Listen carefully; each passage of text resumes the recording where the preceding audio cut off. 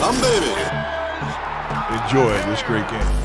What's going on, everybody, and welcome back to the Humm Baby Baseball channel. Today it's time to talk about the 2020 American League and National League Championship Series. We're here, and if you're old school like me, you remember when this is how it started. 4 teams. It's down to 4. Now, obviously, some people are not going to give this champion complete respect because of the 60-game season. I've always maintained that if you got to go through all these teams in the playoffs, which every team does, the last team standing, I'm going to give them their due respect as champions, and I would have done that definitely if it was my favorite team. And I think most fans, 99% of the fans, were saying, man, this title ain't legit, this title don't count.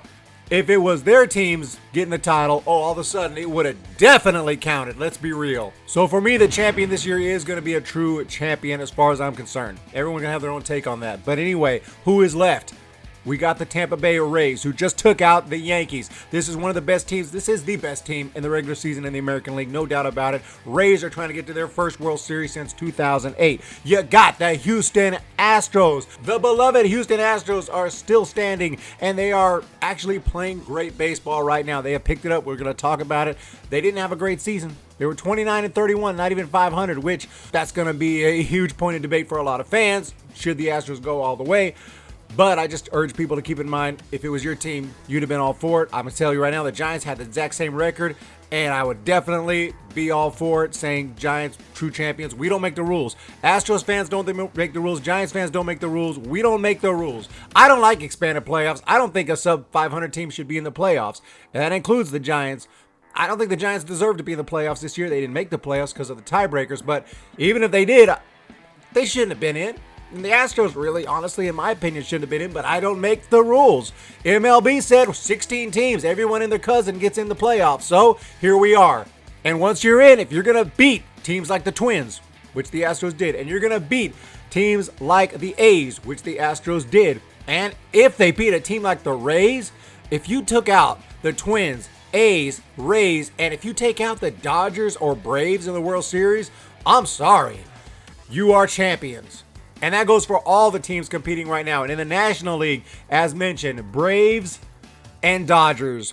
Oh my gosh, what a clash of amazing teams that is right there. This is going to be amazing. Let's jump right into the American League Championship Series. Like I said, Astros are playing great baseball. The offense struggled in the regular season, Which delighted many fans, of course. but I've always maintained these guys are good hitters. They've always have been good. They didn't just become good in 2016, 2017 or whatever. You know, it didn't happen like that. George Springer was a first round pick for a reason. He was amazing at Connecticut.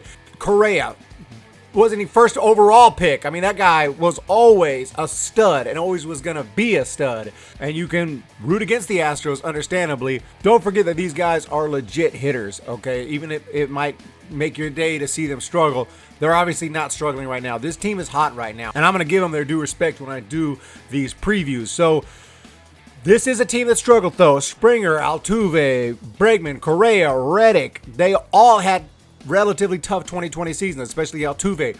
But They've been playing a lot better in the playoffs. We saw Altuve with the bomb. We saw Correa. He's just crushing the ball right now. They have picked it up. They have flipped a switch right now, and they are very dangerous. But the Rays also have good offense. Not as good, though. It's hit and miss as well.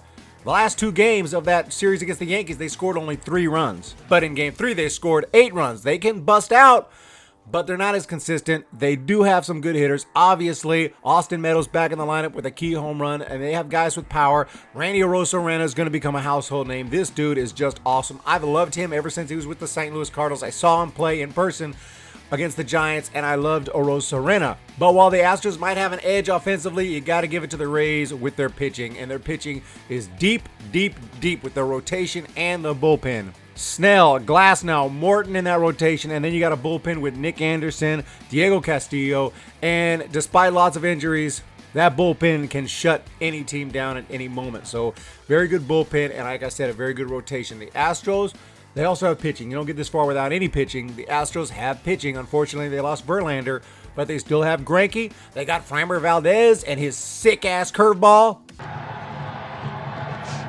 Jose Urquidy has had a great postseason career. Lance McCullers Jr. is available. And then the bullpen, not going to be as stable. They tripped up in Game 3 of the ALDS, and the A's won that one. But in a best of 7, bullpen can trip up once in a while. Doesn't have to be perfect. And one of their bright spots has been Anoli Paredes. He has been pitching great. Also, Ryan Presley's available, Brooks Raley, and some other arms out of the bullpen. So it's going to be a very fun matchup right here. I don't see a sweep happening, although I'm told by both fans of both teams, this is going to be a sweep.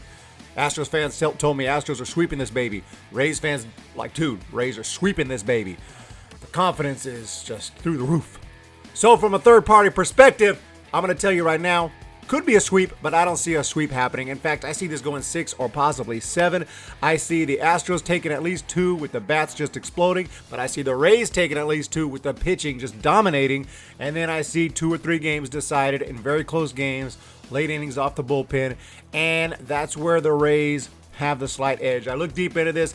I felt instinctually yesterday like I almost feel like the Astros might win this thing, and I still do, because the Astros, they're just playing hot baseball right now, and they might have a little extra motivation there, but they're just really good. They really are good. I put them 3rd in my power rankings preseason for a reason. They're good, and they're picking it up right now. They've flipped a switch, and they're playing great baseball.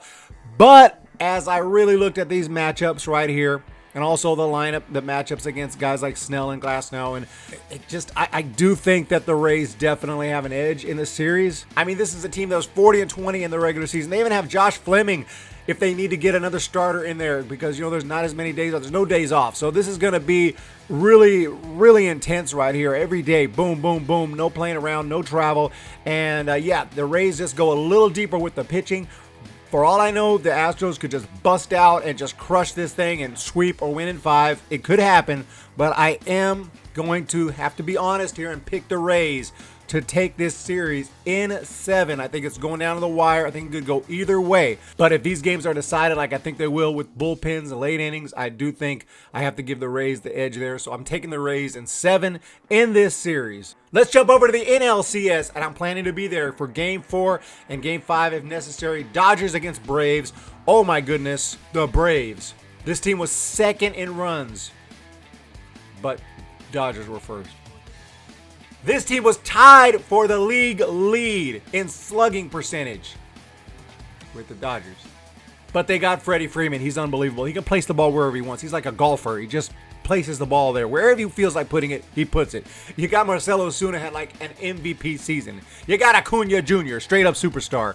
They have the offense. Adam Duvall, Travis d'Arnaud. They've contributed greatly this year. But the Dodgers counter with the all-star lineup. I mean, Mookie Betts, Cody Bellinger, Corey Seager, Justin Turner, goes on and on and on and on and on and on and on and on and on and on. But that lineup is going to have to deal with good pitchers, Max Fried and Ian Anderson.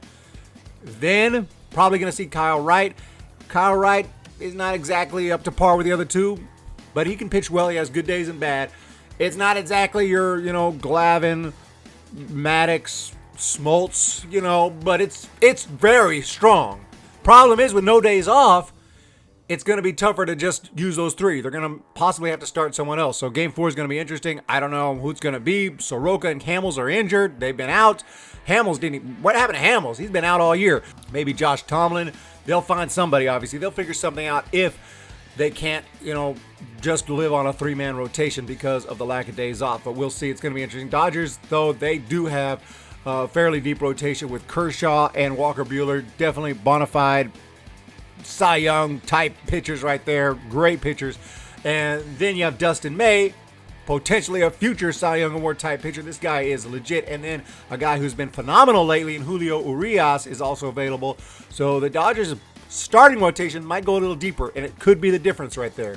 Both bullpens have a ton of arms. Both bullpens are really good. I'd say the Dodgers are slightly deeper with the additions of Brusdar Graterol and Blake Treinen. They still have Jansen, Dylan Floro, Pedro Baez, Joe Kelly, Adam Kolarek. He's been amazing. The list goes on and on and on. The Braves are going to rely on arms like Mark Melancon, Darren O'Day, Will Smith, Shane Green.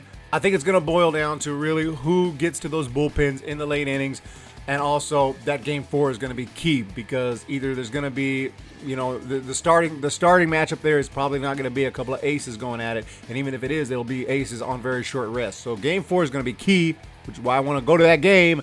And also, who's going to get to the bullpen? But at the end of the day, while I think either team can win this one, I do have to give the Dodgers their due credit. I just don't think that. I think the team is just too deep and too stacked. And at this point, I know I've tried to pick a lot of underdogs throughout this playoff run, but in this particular case, I'm going to take both favorites in this one here. I'm going to take the Dodgers to win it in 6 games. So I have the Rays winning it in 7, and I have the Dodgers winning it in 6. I have a Dodgers-Rays matchup, but in the back of my mind, I'm hoping for a Astros-Dodgers rematch World Series. Oh my goodness. And I was saying that before the playoffs started. Wouldn't that be freaking wild? And it's lining up, guys, as a very strong possibility. Astros could win. Braves could win. We know this. This is baseball. No need to cuss me out in the comment section. This is my honest prediction. So, guys, have a fantastic day. Thank you for joining me today. Hope you guys enjoyed the video. Please hit the subscribe. Please hit the thumbs up. Please let me know your thoughts in the comment section below. Guys, have a fantastic day. We're going to talk to you next time. When the Giants come to town, it's bye-bye, baby. Every time the chips are down, it's bye-bye, baby. History's in the making at Oracle Park.